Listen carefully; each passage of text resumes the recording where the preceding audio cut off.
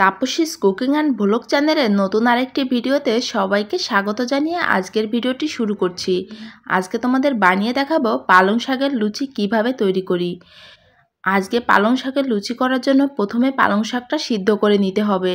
আমি কিন্তু সিদ্ধ করার পর মনে হলো তোমাদের সঙ্গে একটু দেখানোর প্রয়োজন আছে, তার জন্য কিন্তু আমি লুচিটার রেসিপি নেওয়া শুরু করেছিলাম। পালং শাকের লুচিটা বানানোর জন্য পালং শাক সেদ্ধ করেছি শুধুমাত্র একটুখানি জল দিয়ে। এর মাঝে কিন্তু আর কোনো কিছুই ব্যবহার করা হয়নি। এটা এখন ঠান্ডা করে ব্লেন্ড করে নিলে হবে। আর যদি ব্লেন্ডার না থাকে তাহলে কিন্তু তোমরা পাটায় বেটে নিতে পারো।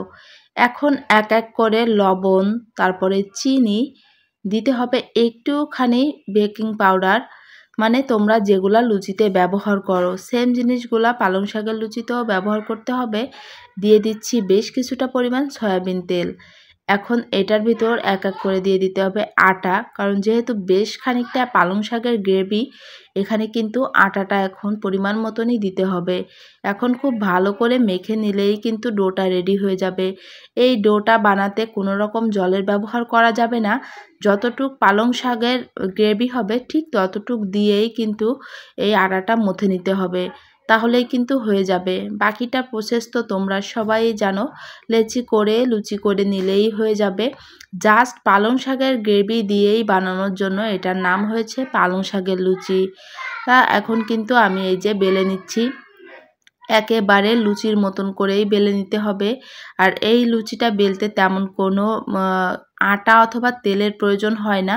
সাধারণত লুচি বেলতে গেলে কিন্তু একটু তেলের প্রয়োজন হয় অথবা আটার প্রয়োজন হয়।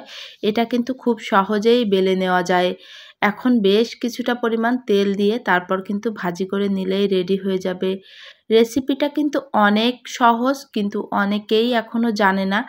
ওই যে আবারও বলছি, এই লুচির মাঝে তেল, চিনি, লবণ আর একটুখানি বেকিং পাউডার।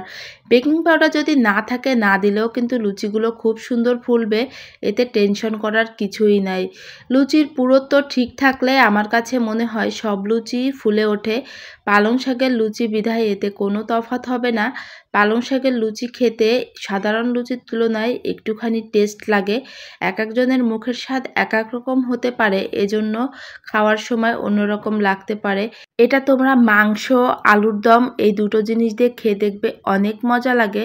লুচিও সাধারণত আলুর দম, মাংস দিয়ে বেশি ভালো লাগে। পালং শাকের লুচি বানানোর রেসিপিটি তোমাদের কাছে কেমন লাগলো অবশ্যই কমেন্ট বক্সে জানাতে ভুলবে না। ভালো লাগলে লাইক কমেন্ট করে পেজের সাথে থাকবে। আর কোথাও যদি বুঝতে অসুবিধা হয় অবশ্যই কমেন্টে জানাতে পারো, আমি অবশ্যই তোমাদের কমেন্টের রিপ্লাই করে দিব। আজকের ভিডিওটা এই পর্যন্ত। বাই বাই, টাটা সবাইকে পুরো ভিডিওটি দেখার জন্য।